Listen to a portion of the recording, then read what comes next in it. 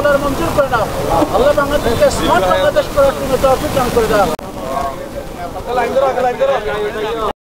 কিছু ক্ষুদ্র পয়সা আমরা বিতরণ করেছি, সেই সাথে মাহফিল করেছি। আমরা স্বেচ্ছাসেবক লীগের সফলতা করছি।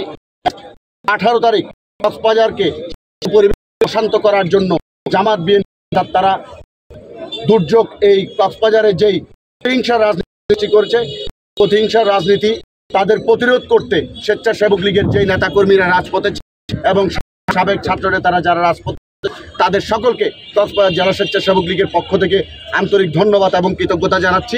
আগামী দিনে দুর্যোগের বিপক্ষে আমরা স্বেচ্ছাসেবক লীগ সুসংগঠিতভাবে আমরা রাজপথে সকল দ্বন্দ্বতাকে মোকাবেলা করব এবং বাংলাদেশের নাগরিকদের দুর্যোগে প্রয়োজনে সবসময় পাশে থাকবো সে আশাবাদ ব্যক্ত করে আমি স্বেচ্ছাসেবক লীগ উত্তরোত্তর সব কামনা করি। এই সংগঠন এখন সারা বাংলাদেশে মহিরুহে আজকে পরিণত হয়েছে। সারা বাংলাদেশের মেধাবী এবং সাবেক ছাত্রদের নিয়ে সমন্বয় করে এই সংগঠনকে সাজিয়ে একটি শক্তিশালী সংগঠনে রূপান্তর করা হয়েছে। এই সংগঠন সংকটে, দুর্যোগে, দুর্বিপাকে এবং সমস্ত নাশকতা দমনে বলিষ্ঠ ভূমিকা রেখেছে। আপনারা দেখেছেন যে করোনার সময় স্বেচ্ছাসেবক লীগ প্রাণ যুদ্ধ কষ্ট করে করোনা রোগীদের সেবা দিয়েছে এবং সমস্ত নাশকতা বিরোধী আন্দোলন, এই যে সম্প্রতি ঘটে যাওয়া যে বিএনপি জামাতের যে নাশকতা আন্দোলন, এই আন্দোলনে সারা বাংলাদেশে স্বেচ্ছাসেবক লীগের নেতাকর্মীরা দুর্বৃত্তদের প্রতিহত করেছে।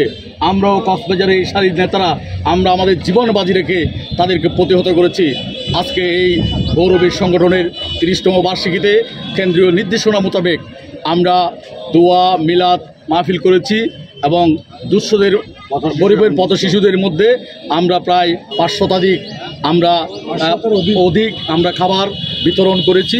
ইনশাল্লাহ আমরা কমিটি নেই, এখানে কোনো কমিটি নেই, তারপরও আমরা যারা স্বেচ্ছাসেবক লীগের নেতাকর্মীরা ছিলাম, আমরা এখনও স্বেচ্ছাসেবক লীগের নেতাকর্মী হিসেবে আমরা কাজ করে যাচ্ছি। আমি কেন্দ্রীয় সভাপতি, সাধারণ সম্পাদক আমাদের প্রিয় নেতা কাজী মেজবাল হোসেন সাচ্চু ভাই এবং আফজালুর রহমান বাবু ভাইকে অনুরোধ জানাবো অচিরেই আমাদের এই জেলা কমিটি দিয়ে এই স্বেচ্ছাসেবক লীগ যে সুসংগঠিত ছিল, এই সুসংগঠিত বিষয়টা যাতে তারা অক্ষুণ্ণ রাখে, তার জন্য আমি তাদের কাছে বিনীত অনুরোধ জানাচ্ছি। এবং আমরা এখানে শপথ করছি, বিএনপি জামাত যদি এই কক্সবাজারে আবারও ধ্বংসযজ্ঞ চালানোর চেষ্টা করে, এই কক্সবাজারে কোনো মানুষের ক্ষতি করে এবং রাষ্ট্রীয় সম্পদ নষ্ট করে, তাহলে আমরা কোনোভাবেই তাদেরকে বরদাস্ত করবো না, তাদেরকে ছাড় দেব না।